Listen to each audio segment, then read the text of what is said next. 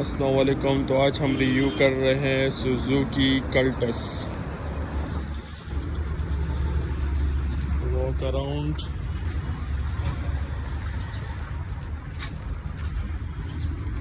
VXR Suzuki tech VXL variant भी आता है, इसमें VX भी आता है।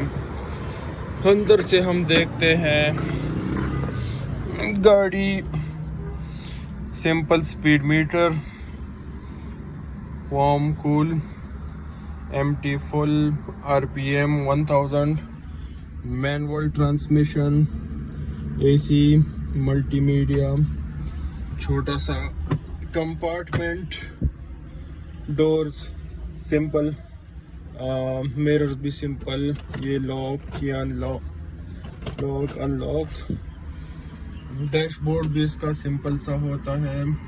और ये है CNG पेट्रोल। अब इसका हम देखते हैं, इंजन देखते हैं इसका।